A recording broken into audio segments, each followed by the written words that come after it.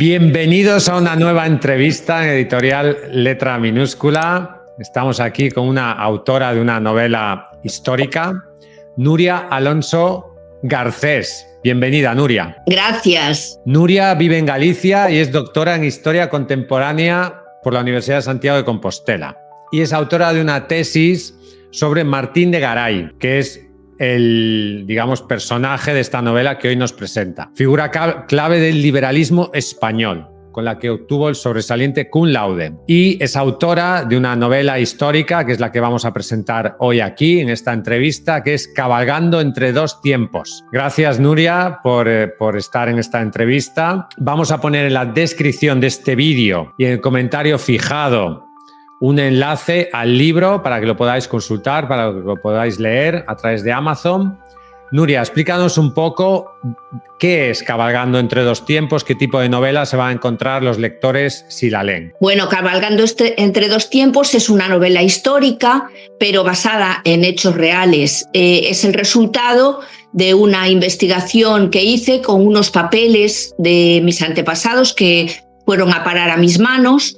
Y después de hacer, como comentaste antes, la biografía de Martín de Garay, que fue un eminente político, pues me di cuenta de que había muchos papeles todavía que correspondían a su hermano, que era un personaje secundario porque era un miembro del ejército, pero que no destacó en su papel político.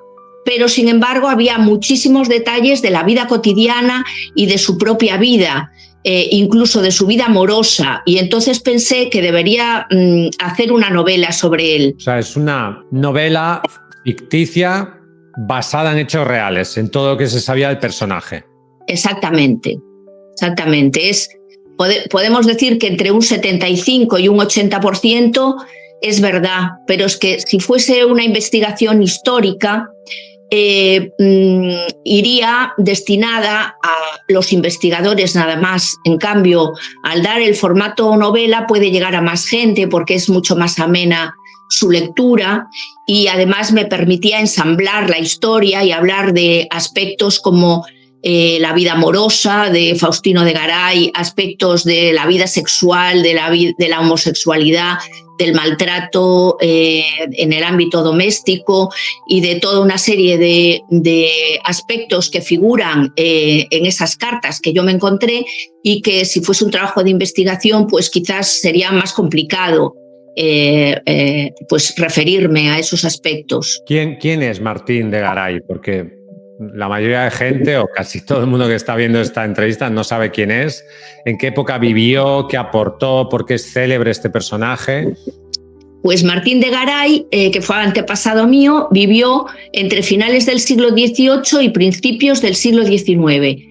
Él empezó como militar de la caballería, pero acabó en la administración del Estado, y a lo largo de su vida ocurrió la Guerra de la Independencia. Él formó parte del gobierno que se formó para luchar contra Napoleón y contra los franceses, y aprovechando que el rey estaba retenido en Valencé por Napoleón, participó en las Cortes de Cádiz y tuvo mucho que ver en la Constitución de 1812, en la Pepa, de tal manera que logró que las Cortes se reunieran en un solo brazo y no en dos, como tradicionalmente se hacía, con distinción de estamentos. Esto fue básico para subir un primer peldaño hasta nuestro sistema democrático. Eso fue mi tesis doctoral. O sea, pero después era un liberal que, de la época de la Guerra de la Independencia. Independencia, sí. Y esta novela es evidentemente una novela histórica,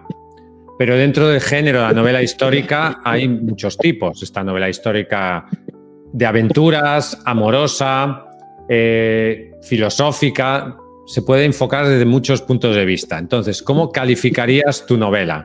Bueno, de aventuras, desde luego, porque Faustino, que es el protagonista de la novela, vivió todas las guerras que se produjeron entre finales del XVIII y principios del XIX.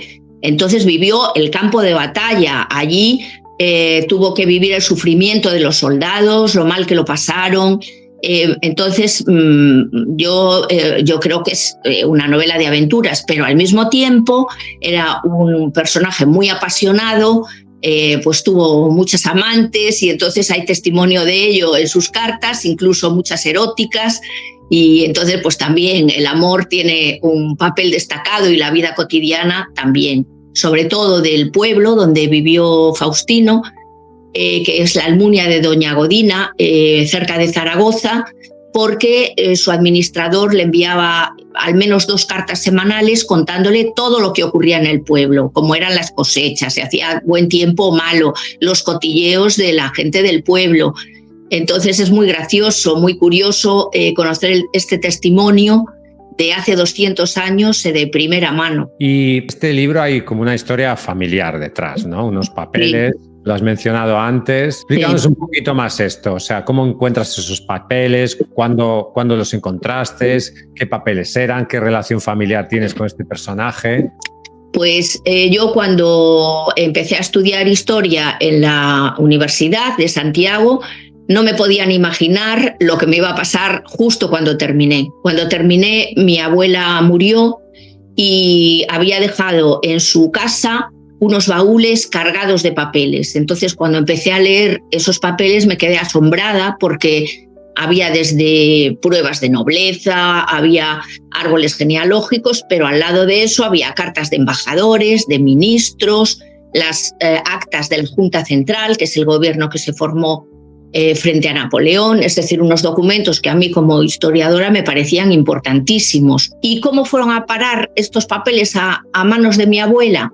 Pues porque la familia de mi abuela tenían una gran mansión en la Almunia de Doña Godina, donde habían vivido sus antepasados, y mi abuela se enemistó, ella y sus hermanas, con su padre, y su padre dejó esa casa a la beneficencia pública.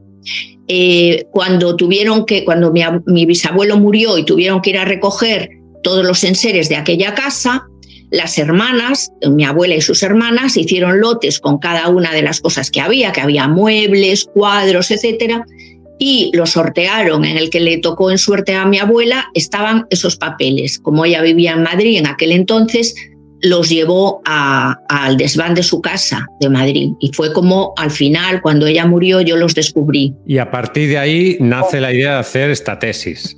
Sí, entonces ahí hice mi tesis sobre Martín de Garay, pero después me di cuenta que todavía me quedaban muchísimos papeles por estudiar. Y fue cuando descubrí la vida de Faustino, que si la de Martín destacaba por ser un eminente político, la de Faustino era la vida cotidiana, cómo sentían, cómo sufrían las personas el día a día, por ejemplo, la represión de Fernando VII cuando regresó de Francia, cómo inició unos juicios de purificación que hacían que todos los soldados que hubiesen jurado la Constitución fuesen procesados. Y entonces hay muchísimas cartas en las que estos compañeros de Faustino le piden ayuda, y bueno, fue muy interesante para mí estudiar todo esto. La década ominosa, ¿no? Sí, la década ominosa, y antes también. Sí, es desde él empezó con las guerras contra los ingleses en Gibraltar, después pasó a Portugal, y después ya tras la invasión francesa vivió la Guerra de la Independencia y después las primeras guerras carlistas. Y luego, después de esta tesis, surge la idea de hacer la novela. ¿Cuánto tiempo pasa hasta que surge la idea de novela? ¿Muchos años? Sí, pasaron muchos años. Primero yo hice un trabajo de investigación sobre Faustino de Garay, sí. Pero claro, era un trabajo que eran 500 folios y era muy específico para publicarlo. Entonces pues decidí, voy a hacer una novela. Y estoy muy contenta porque es mucho más fácil de leer, desde luego, y más ameno. Claro. Y entonces, háblanos un poquito del proceso de creación. ¿Cuánto tiempo has dedicado a escribir esta novela? Las dificultades que has encontrado. La documentación ya la tenías hecha porque eres especialista en el autor, claro.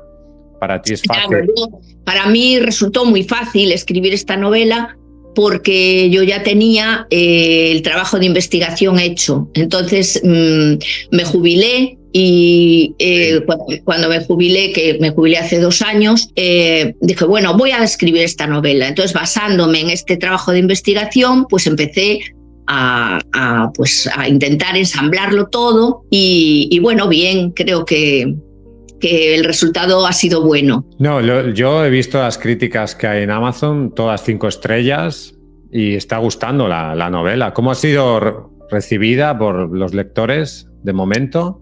Pues de momento, con Bien, todos ¿no? los que me he puesto en contacto, me han dicho que es muy amena de leer, muy fácil, muy interesante, y que empiezas si no eres capaz de parar. Y aparte que aprendes mucho de historia de España, una época de historia de España que está un poco oculta, porque no sé en los institutos los chicos pasan del siglo XIX de una manera muy rápida. Entonces hay esta parte entre finales del XVIII y principios del XIX, que fue importantísima porque fueron los inicios del liberalismo, queda un poco escondida. Yo creo que con mi novela se aprende, pero se aprende de una manera entretenida, porque es a través de la vida de Faustino, que va explicando cómo le va afectando a él todo lo que va ocurriendo, y aderezada con sus historias de amor y sus cotilleos, y entonces pues resulta interesante y a mis lectores les está gustando mucho. Sí, sería una novela galdosiana en cierto sentido, como un episodio nacional. Pues sí, desde luego, a mí me parecen muy interesantes los episodios nacionales, y sí, yo creo que sí, que se puede establecer un paralelismo, porque Faustino, a través de su vida, nos cuenta qué es lo que va ocurriendo a su alrededor y cómo van transcurriendo los acontecimientos políticos. Y luego has comentado antes la sexualidad, la violencia de género. Sí. ¿Qué nos dirías de esto?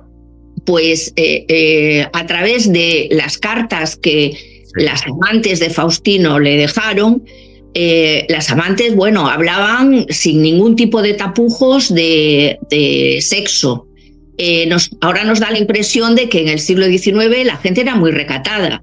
Pues he comprobado que todo lo contrario. ¿Y por qué era esto? Pues porque los matrimonios, claramente, y se ve en la novela, eran de conveniencia. Te casabas con quien tu familia quería, porque te aportaba un patrimonio, y el amor no cabía en las relaciones de pareja. ¿Qué es lo que hacía la gente? Pues se iba fuera del matrimonio, entonces había adulterio, y después también el trauma que les causaba a muchos hombres lo que estaban viviendo, es decir, las guerras, ver cómo sus compañeros caían muertos, descuartizados, etcétera, en la guerra. Yo creo que causó muchos problemas psiquiátricos a muchos chicos, y en la novela se ven episodios de violencia doméstica que ocurrieron en el siglo XIX y que fueron verdad porque yo las tengo recogidas en estos documentos. Un poquito de la historia del conflicto central, porque toda historia gira en torno a un conflicto, ¿no? Entonces, porque te centras en una parte de su vida, o abarca mucho tiempo, abarca toda su vida la novela. No, abarca toda su vida. La novela se inicia cuando Faustino decide escribir sus memorias. Entonces él, a sus 54 años, que en aquel entonces era una edad ya muy avanzada, porque la esperanza de vida era mucho más corta que ahora, decide escribir sus memorias un poco para que quede constancia de la vida de su familia, de la vida de su padre, de sus hermanos, del sacrificio que pasaron, de los sacrificios que vivió él mismo, para que eso no caiga en el olvido. Al mismo tiempo, Faustino, para él escribir es un poco de terapia, porque como ha matado a tanta gente y ha hecho sufrir tanto, quiere un poco desahogarse. Y por otro lado, también sus pasiones amorosas le llevan también a hacer daño. Entonces el escribir ese relato le ayuda a él un poco a desahogarse, ¿no? Entonces él cuenta todo, es decir, cuenta su vida, pero también cuenta la vida de su familia, es decir, la de sus padres, la de su hermana Bárbara, la de su hermano Joaquín, la de amigos que tiene, la de sus amantes. Pues nos va narrando todo, y todo dentro de las costumbres de la época, del modo de vivir, de la vida en el pueblo, en la Almunia, todo eso mezclado. ¿Y cómo es este hombre? ¿Es un hombre bueno? ¿Es un hombre atormentado? ¿Es un hombre malvado? ¿Cómo es el protagonista? No. Él es muy bueno. Él es bueno. Al menos lo que cuenta. Claro. No, se ve, no, porque eso lo cuento yo, y yo lo cuento por lo que yo he leído. Entonces claro. Él es muy bueno. ¿Cómo veo que es muy bueno? Porque a él le llegan cientos de cartas de compañeros pidiéndole que les ayude en esos juicios de purificación. Esos juicios de purificación conducían a muchos de sus compañeros a la muerte. Él se libra de, bueno, tiene que pasar un juicio de purificación, pero ante Fernando VII, él, a pesar de que es liberal, Fernando VII no lo encarcela, porque él tenía un pariente en Francia que formaba parte del gobierno francés. Y entonces es la época en que en Francia se vuelve al realismo, y este pariente de Faustino tiene muchísimo poder en Francia. El rey lo sabe y el rey no se atreve a hacer nada contra él, ni contra su hermano Martín. Por eso se libra de la cárcel y se libra de toda la represión. Y además tiene dos primos, un primo y un tío, que están en la administración de Fernando VII y que pueden influir en que pues la gente pase positivamente ese juicio de purificación. Entonces a él le llegan cientos de cartas de estos amigos pidiéndole ayuda, y él ayuda a todos. Es decir, en la medida de lo posible, él les va a ayudar. Entonces, por eso él es bueno. Aparte, pues se ve que hace muchas obras de caridad, etc. ¿Qué parte oscura tiene? Pues la parte oscura que tiene es pues su relación con el sexo. Él es un desbocado. Es un desbocado y sí, eso es lo malo, ¿no? Entonces, pues se ve a lo largo de la novela todo esto. Bueno, no es que sea malo, pero pues le gusta la fiesta. Le gusta la fiesta, sí, le gusta mucho. Y después un aspecto también que no me gustó, pero que tampoco depende mucho de él y que él incluso intenta paliar, es la relación que tienen en el pueblo. Es decir, en el pueblo el administrador les cuenta cómo va su economía. Ellos tienen una serie de fincas donde cultivan trigo, hacen vino, aceite, etc.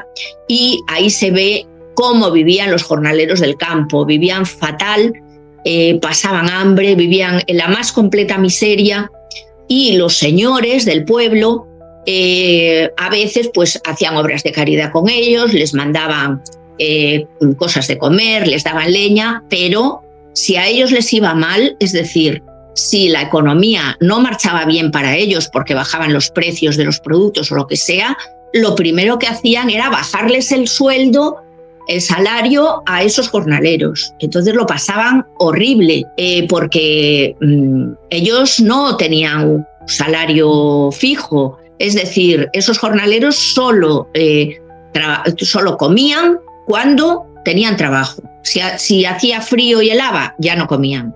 Si la época que ya no había cosechas y el campo estaba descansando, ya no comía. Entonces, lo que no me gustó es que no hubiese tomado una parte más activa en ayudar a esas personas. Sin embargo, su administrador, que era muy despiadado, pues Faustino le reñía y le decía que eso no podía ser. Por ejemplo, el administrador, un día entraron en la finca de Faustino a coger unas rosas y unos chicos, y entonces el administrador los mandó a la cárcel. O sea, estuvieron en la cárcel metidos. Y entonces Faustino, cuando se enteró, habló con su primo y que vivía allí en el pueblo, y le dijo: inmediatamente haz que el administrador haga todo lo posible para que esos chicos salgan de la cárcel. Es decir, él siempre estaba detrás del administrador intentando que no hiciese ese papel que hacía de no sé lo que parecía, un perro guardián, más bien. Es que la vida era muy dura en esa... Muy dura, durísima,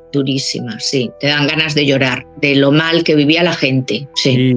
¿Y qué crees que puede aprender un lector del año 2025 de este libro? Comparar nuestra época con esa, creo que es un gran valor también. ¿Qué valores puede aprender? Puede aprender...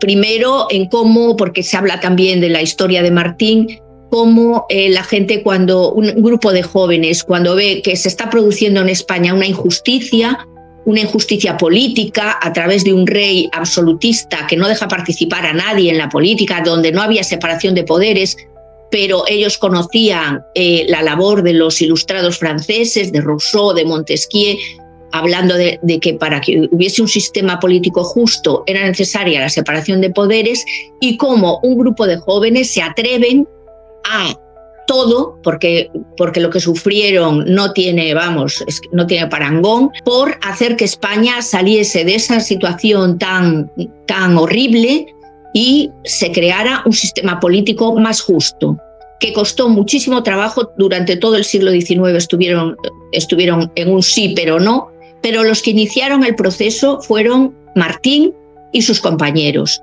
¿Y qué obtuvieron a cambio? Obtuvieron una persecución brutal, unas críticas brutales, algunos los metieron incluso en la cárcel, es decir, que lo dieron todo por hacer que su país saliese de esa injusticia. Sí. ¿Cómo? Del oscurantismo. Sí, que saliese de esa época oscura y pasar a unos nuevos tiempos, y desde luego pusieron el primer peldaño. Les costó muchísimo, pero se logró. Entonces, ¿qué debemos aprender de ellos? Pues que aunque nuestro país esté mal, aunque se estén cometiendo injusticias, hay que luchar para que ello no sea así, y dar la cara y no esconderte, y aunque seas objeto de críticas y aunque te critiquen, aunque lo pases mal, dentro hay que tener valor, porque pensar que los ideales y los valores hay que ponerlos de manifiesto. ¿Cuánto tardaste en escribir el libro? Pues no tardé mucho, yo creo que debí tardar pues como 9 meses aproximadamente. No tardé mucho porque tenía la base, que era el Claro. trabajo de investigación. Ese trabajo me costó muchos años recopilar toda esa información, pero luego el darle forma ya era muy fácil. ¿Y qué es lo que más te ha costado a la hora de escribir el libro? ¿Qué ha sido lo más difícil? La verdad es que no me costó mucho, porque, no sé, era como todo, me fluía la inspiración, y no lo recuerdo como un proceso que me costara, al revés, o sea, me levantaba por la noche, de repente decía, ahora va a pasar tal cosa, y entonces me levantaba y me ponía a escribir, o me hice un viaje con motivo de mi jubilación, y dije, bueno, no me voy a llevar el ordenador porque si no disfruto del viaje y me pongo con el ansia de escribir. Sin embargo, cogí una libreta y empecé a apuntar, no era capaz de parar. ¿Y vas a seguir escribiendo? ¿Va a haber una segunda parte o hay algún proyecto por ahí? ¿Te has cogido el gusto? Bueno, sí, pero como también sé que previo a esto tiene que haber un trabajo de investigación muy importante, aunque tengo algún proyecto, creo que va a tardar bastante, no sé, porque primero tengo que hacer una investigación. Estoy pensando hacer un trabajo sobre una novela sobre mis abuelos. Uno de mis abuelos murió en la guerra civil y el otro pues fue un emigrante a América. Desde un pueblo de Galicia emigraron a Puerto Rico y me parece muy interesante todo lo que les ocurrió a los dos, y quizás me embarque en esta nueva aventura, pero primero tengo que recopilar mucha información. Claro, tú estás en la novela histórica y la novela histórica necesita mucha investigación. Sí. ¿Qué consejo le darías a un autor que quiera escribir novela histórica? Pues lo primero que primero haga un proceso de investigación muy exhaustivo, y una vez lo tenga ya le fluyen las ideas, porque no sé, a la gente que nos interesa la historia, en cuanto nos metemos allí viajamos al pasado, y lo que le ocurre a las gentes es muy semejante de lo que nos ocurre a nosotros ahora. El amor, la pasión, lo que ocurre en esta sociedad es muy parecido a lo que ocurría antes. Entonces, una vez te empapas de esa época, vives ya en esa época y ya todo fluye. ¿Y qué autores de novela histórica te gustan? ¿Cuáles te han influido más? ¿Qué dirías? ¿A quién se parece tu libro? Dirías, este libro es como tal.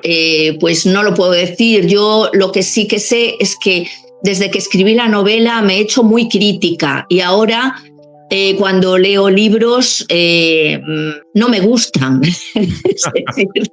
es decir, digo, es que este mira qué error tiene aquí, este mira qué otro error tiene aquí.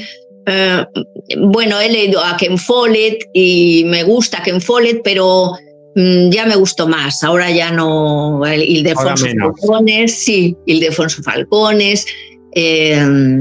Reverte, ¿qué tal? Moro, también me gusta mucho, ¿eh? Moro, Javier Moro se llama, ¿verdad? Sí. También me gusta mucho. Y Pérez Reverte, pues no está mal, pero bueno. A nivel histórico igual patina un poco. Sí, no sé. No está mal, no está mal. Galdós me encanta. Lo que pasa es que como es otra época, pues hay unos prejuicios en la sociedad que a veces te cuesta un poco, pero bueno, me gusta mucho. Los episodios nacionales me encantan, desde luego, sí. Y también me ha gustado mucho, ¿cómo se llama esto? Uno que acabo de leer, que es de Vargas Llosa, sí, y se llama El paraíso en la otra esquina, que es sobre la vida de Gauguin, del pintor, y de su abuela. Entonces me gustó mucho porque pues lo hace muy bien, claro, es un premio Nobel, no lo va a hacer bien. Entonces, claro, me ha gustado mucho, sí. Bueno, Nuria, te agradezco muchísimo la entrevista. Quiero animar a todas las personas que la vean a comprar tu libro, a leerlo. Cabalgando entre dos tiempos, disponible en Amazon. Y no sé si te apetece decir algo a los lectores.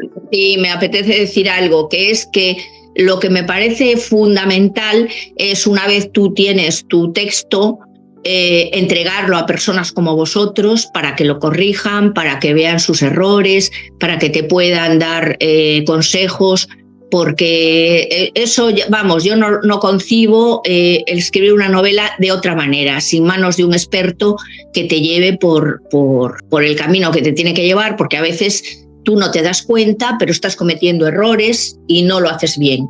No, hay cosas que no haces bien.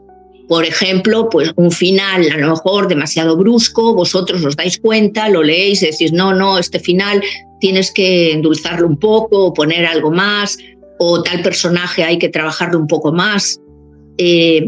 Aspectos trascendentales que cuando estás escribiendo tú no eres consciente de eso. Entonces yo recomiendo a todos los que están escribiendo una novela que la pongan antes de publicarla en manos de un profesional. Totalmente de acuerdo. Creo que eso ayuda a hacer mejor el libro y a que la tarea del escritor, el trabajo del escritor brille muchísimo más, porque esos fallos o errores pequeños pueden destruir el trabajo de años. Y creo que vale la pena invertir en un libro de calidad, y tu libro sin duda lo es, y yo invito a todos a que lo lean. Pues muchísimas gracias. Gracias, Nuria. En la descripción de este vídeo, comentario fijado, la novela de Nuria. Un abrazo y vivid vuestros sueños, escritores. Chao. Adiós, muchísimas gracias.